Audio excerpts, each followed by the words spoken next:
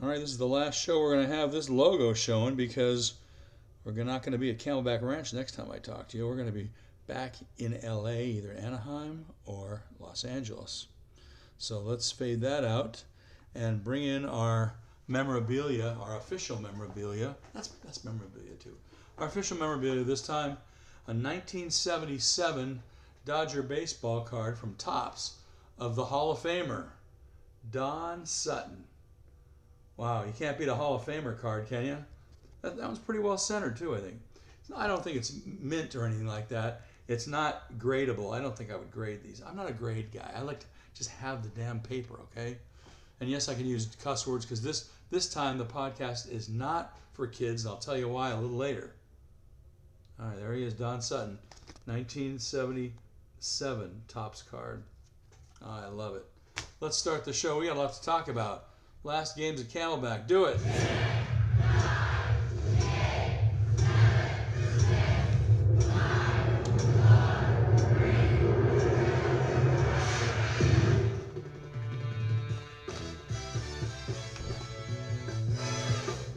Nobody's playing ball. Nobody's playing ball. No, wait. Yeah, no. Nobody's playing ball because the Dodgers are off today. They have an off day. Men got to rest, right? Come on. Give them a little rest. All right. I mean, come on. They've been killing themselves going through 7 weeks of spring. It's almost over, so we got to enjoy this. Last show was on the 13th. Today is the 19th day of March, 2026. I'm Randy. You know who you are. Come on in. Come on in. Pull up a chair, sit down, relax, and let's talk Dodgers. This is the best, first, and only video podcast by fans, for fans of your Los Angeles Dodgers. And for a couple more games, they're playing in Arizona. All right, spring training news still. Second to last of our spring training shows. In the news this week, Yoshinobu Yamamoto was announced as this opening day starter for the second straight year. Manager Dave Roberts announced it on Monday. Dodger regular season schedule begins on March 26th. We'll talk about that again a little later. They're going to raise their banner commemorating their 2025 championship before the first pitch against the D-Bags at 5:30 on the 26th of March at Dodger Stadium. We'll talk more about that game. Of course, the 27th, they're going to get their rings. They're going to get their World Series rings on the day after opening day on the 27th. All right, what else is going on in the news? Dodgers have sold the naming rights. You might have heard this. They sold the naming rights not to the stadium, but to the field. Let's get that straight. And they're Major League ballparks, one of the few ballparks without a corporate sponsor to name their stadium or their field. Well, they got one now, fans. And you can rest easy because the iconic Dodger Stadium name isn't going to go away at all. The team has reached an agreement with, is it Uniqlo? I think that's what it's called. It's a Japanese fashion chain. They're going to become the stadium's official field presenting partner, as they call it. The field will likely be called Uniqlo Field at Dodger Stadium. I don't ask me. I'm a purist. I'm a Dodger fan since the beginning, since they came to LA. So yeah, it bothers me, but they can name the field whatever they want. It's still called Dodger Stadium. That's the stadium. The name's going to appear in all references and signage tied to the ballpark, including a new sign in center field. We'll probably see that when we get home to play the last two games of the Freeway Series next week. Let's see what's going on in the baseball world today for Dodgers. Well, yesterday on the 18th at Camelback Ranch, Shohei Ohtani had 4 punch-outs in his 4 1/3 scoreless innings that he pitched. 61 pitches, 34 for strikes. The Dodgers went on to beat the Giants 5-1. I will take that any day of the week, even in spring training. 5-1, guys. All right, I'll take it. He did pretty well. He said afterwards his command was a little off at times, and he issued a couple of walks and hit a batter. He said, quote, "I was pretty happy with the pitch count today." He said this through interpreter Will Ireton. In terms of the next outing, I do want to do better at executing in 2 strike counts. I just didn't finish off hitters as much as I wanted to. Okay, I'll accept that. I mean, the guy's only pitched a few innings this winter or this spring. In that game, Freddie Freeman went 2 for 3 with a home run and an RBI and scored 2 runs. Let's hear that home run by Freddie Freeman in the 3rd inning. And Freddie rips this one high and deep to right center field.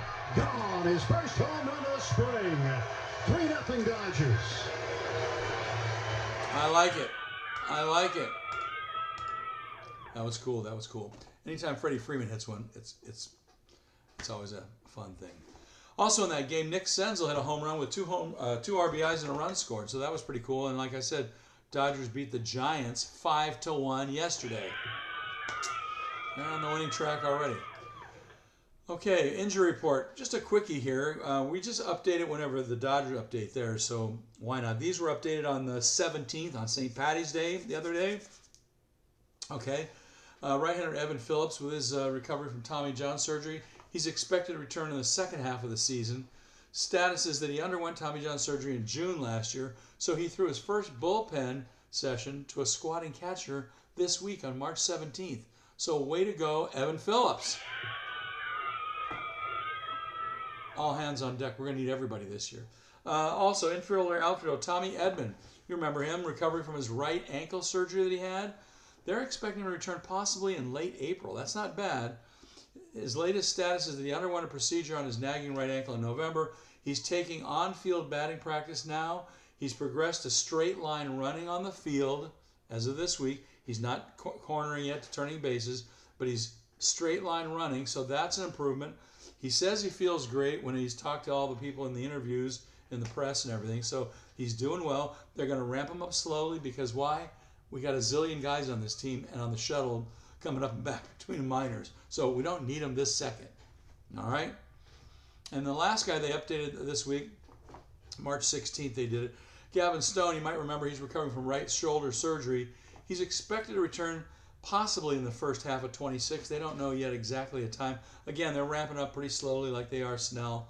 And the latest status is imaging revealed inflammation but not structural damage in Stone's shoulder. He's pain-free. I'll give a yell for that. Pain-free, there's something to be said for that. And was supposed to begin a throwing program late this week. Well, right now, by my watch, it's already Thursday. So by right now means actually today and tomorrow he should be throwing. So hopefully we'll see Gavin Stone back on the hill in very soon. Probably not in it for a few months, but hey, when it comes his turn, I know that if he's ready, he's going to be right on like he was a couple of years ago. He was great. And I don't know if you guys remember a couple of years ago, but he was really something. So I hope he comes back feeling 100%. All right, let's get into some fun stuff. Whenever I do this, it means fun stuff. Haven't done this in a while. It's called Do You Care? I read you something, you ask everybody kind of a rhetorical question. Do you care? Okay. It was just announced, I think it was today or yesterday. Former Dodger catcher Austin Barnes, remember him? Well, he just joined the New York Mets and thinks they can have a strong season in 2026. Do you care? No. And I'll tell you why. Do you care? No. I don't think Barnesy or anything else or anybody could help the New York Mets. Hey, come on, one guy and him, he'll help out a little, but is he going to help the team, win it all? I don't think the Mets are going to be going anywhere this year. I really don't. They're going to be better than they were last year, but I don't think they're going anywhere. All right, impressive minor leaguers and non-roster guys. I teased in the heading of today's show ahead of it in Facebook. So the guys that impressed me the most on the roster this spring, who are non-roster invitees and minor leaguers, well, we're going to talk about one more in detail pretty soon, but Santiago Espinal, Nick Senzel, Kendall George, remember that guy with all his running and stuff? Zaire Hope with all his great plays and catches and stuff and a couple of home runs. James Tibbs III. Tibbs, acquired from the Boston Red Sox in the Dustin May deal last July, was impressive this spring. And among Dodger outfield prospects, he's older than most of them and closer to the majors than the rest of the guys. Likely ticketed for AAA this season for the beginning, but Tibbs hit .326 with 3 home runs, 3 doubles, and a triple in his 20 games this spring. I'm sure we're going to see him again later this year. Probably sooner rather than later. All right. Okay, now we come to the fun part. We have shout-outs. We do a lot of shout-outs on this show because we like to acknowledge people that are watching, right? And have liked the page in Facebook. Well, today we got a handful of newbies. I think I picked up on these early. Facebook notified me we had some newbies. So let's see if I got a lot of them here. Let me know if you're a newbie. Raise your hand. Okay. These, I believe most of these are newbies. Nancy L, GGV, Eric P, Doug A, Angel A or Angel A, Katie H, Marilyn S, Jermaine H, Harrison L, Catherine J. Abraham L. from Baja California. Way to go. I love it. Abraham from California, from Baja California, Mexico. All right, one more shout out for Abraham L. from Baja. Cool. Also, another big shout out to my buddy Big Jack of the VIP team. We're on the Vipers. Hit another tape measure job last Saturday. Way to go, Big Jack. Thumbs up. And in his honor, wait a minute. That's for Big Jack. And in his honor, because he asked about it, we're going to be able to all leave messages for us. You can all leave messages for us now for the first time ever in the comments section of this YouTube video. So that's pretty impressive. Not only did I figure out how to do it, but I thought maybe I would do it. There's a reason you haven't been able to until now, but for this show you'll be able to do it. Maybe for a few others. We'll see how it goes. Be good now. Be nice. You can say bad things, just be nice about it. Okay. Also, some shout outs to, I guess, some regulars here. Mike T, Scrappy D, Kathleen C, Ray B, Jess T, Lakeva G, hope I pronounced that right, Ronnie V, Lynn T, Aaron G, Kathy E, Cheryl C, Roger Yee, and you and me, and Fox Jabri, who's also Fox Kelly because he is El Zorro. Thank you all for watching Let's Talk Dodgers. Thanks, everybody. Thanks also for subscribing on YouTube and following us here on Facebook, and for your comments in YouTube now for the first time ever. Thank you. And don't forget to hit subscribe in YouTube and tell all your Facebook friends and all your YouTube buddies and all your Dodger-loving friends. We're here on Facebook and YouTube, so check out both those places. Tell them to hit us up on Facebook and like us, and just subscribe in YouTube. We're always talking Dodgers in here. Go blue, go blue, go blue. Do you care? Yes, I do care. That's why I'm saying let's go Dodgers. Let's three-peat. All right. Welcome aboard to all the newbies again. One more time. Glad to have you with us. Tell all your friends. Also, if you have fan mail, you can toss it in the Facebook page or write to me at letstalkdodgers@gmail.com. And for the first time ever, as I mentioned, if you have comments, you'll be allowed to make them for the first time ever in this here YouTube video. And the reason for that is all these videos so far have been what YouTube calls, quote, suitable for children or for kids. And I always say, yes, it's for kids because it's baseball. We're all big kids. But I was told that if you erase that and just put it up for adults only, you can make comments. I understand why, but be nice. Play fair. Okay, this date in Dodger history, March 19th. You can look at all the history books you want. Not a whole hell of a lot happened on March 19th, Dodger history, because a lot of the times it was still spring training. But on this date, in 1951, that's 75 years ago, right, Lynn? In the first of only 2 exhibition games to be played at Dodgertown in Vero Beach, Florida, on this date in 51, the Dodgers defeated the Philadelphia Athletics 5-1. Yeah. And they did it before 3,248 people. That's it. The place probably held maybe about that much at the time. Get this, the Vero Beach High School band provided the music that day, and before the game, acting Mayor Louis Berger welcomed the crowd and introduced Walter O'Malley. Why did he introduce him? Because he was the new Dodger president, took over in 1950, and that president then introduced the baseball legend Connie Mack, part owner at the Athletics, and that was a heck of a game, but the Dodgers defeated the Philadelphia team 5-1 before over 3,000 people. On this date, March 19th, 1951. Good one. All right, we got some stats of the day. We were talking about some of these guys earlier, but this one guy, well, a couple of guys really, but this guy really stood out. Non-roster invitee Santiago Espinal has shed that title of non-roster status because the Dodgers selected the outfielder's contract yesterday. So way to go, Santiago Espinal. And they put him on the 40-man roster. All he did, and remember, he was an all-star in 2022, but all he did this spring, he had 2 home runs, 12 runs scored, and he batted .412 in 14 games so far this spring. So that's cool. Not a big surprise for the All-Star because Santiago's 31. He's entering his 7th season in the majors after 4 with the Blue Jays and the last 2 with the Reds. So he's a .261 career hitter already, and he's hit a light. Now, this is why he's on the team. He's also, besides hitting .261 lifetime, he's a lifetime .291 hitter against left-handed pitching. I want that guy on my squad. We need this guy. And he's very versatile. He can play second, third, first, both corner outfield positions. and becomes more valuable now that we know that Tommy Edman and Kike Hernandez will both start on the IL this season. Should be an interesting year ahead with players like Espinal, Hae-Sung Kim, Alex Freeland, Miguel Rojas, all on this squad. I'm excited. I'm pumped. You should be too. Okay, other stats of the day. We don't know about this yet. Jack in the Box Jumbo Jack watch. Will they do it again this season? We don't know yet. We're still trying to find out. We'll be checking into this during the Freeway Series coming up soon at the end of this weekend. And by the time the Dodgers start next Thursday, we'll probably know for sure if they're doing the Jumbo Jacks again. Inquiring fans want to know, just like Robin. Shout out to my friend Robin. I don't think she's watching though. All right. Quick hit trivia. This is a good one. This is a good one today.